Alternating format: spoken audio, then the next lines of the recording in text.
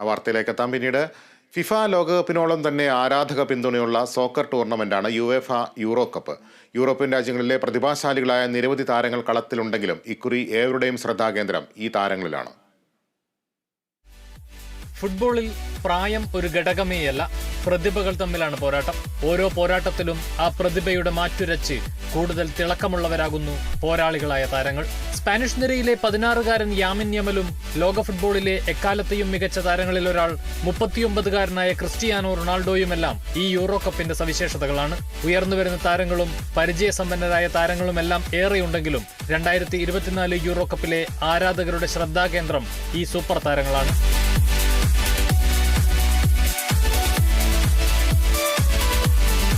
Kylian Mbappe ഫ്രാൻസിന്റെ മുന്നേറ്റ നിരയിലെ മിന്നും താരം. ക്ലബിനായും രാജ്യത്തിനായും ഗോൾ അടിച്ചു കൂട്ടുന്നതിൽ മുൻപന്തിയിൽ.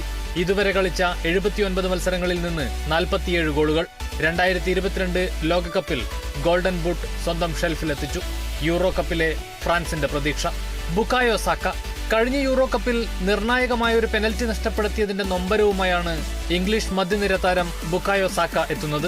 33 മത്സരങ്ങളിൽ നിന്ന് 11 ഗോളുകൾ സ്വന്തം പേരിൽ കുറിച്ചു. തുടർച്ചയായി English player of the year പുരസ്കാരം.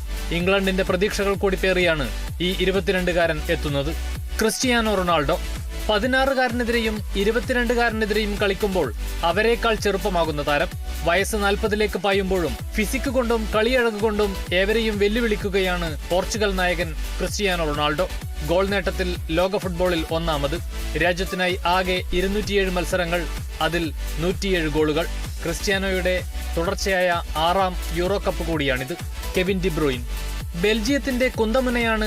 മാഞ്ചസ്റ്റർ സിറ്റിയുടെ മധ്യനിര താരം കൂടിയായ കെവിൻ ഡി ബ്രൂയിൻ ലോകത്തെ ഏറ്റവും മികച്ച മധ്യനിര താരങ്ങളിൽ ഒരാൾ. ആകെ കളിച്ചത് 101 മത്സരങ്ങൾ. സ്വന്തം പേരിനൊപ്പം ചേർത്തത് 27 ഗോളുകൾ. ടോണി ക്രൂസ് ക്ലബ് ഫുട്ബോളിൽ നിന്ന് ഇതിനകം തന്നെ വിരമിക്കൽ പ്രഖ്യാപിച്ചു കഴിഞ്ഞു ഈ ജർമ്മൻ ഇതിഹാസ താരം. മധ്യനിരയിലെ മായാജാലക്കാരൻ. രാജ്യത്തിനായി കളിക്കുന്ന അവസാന ടൂർണമെന്റാണ് ഈ യൂറോ കപ്പ്. ആകെ 109 മത്സരങ്ങളിൽ നിന്ന് നേടിയത് 17 ഗോളുകൾ. കിരീട നേട്ടത്തോടെ ഫുട്ബോൾ ജീവിതം അവസാനിപ്പിക്കാൻ ഉറച്ചാവും ടോണി ക്രൂസിന്റെ വരവ്. ഇനി പോരാട്ടത്തിന്റെ നാളുകളാണ്. ആരാധകർക്ക് ഉറക്കമില്ലാത്ത രാത്രികളും. Sports desk, Kerala Vision news.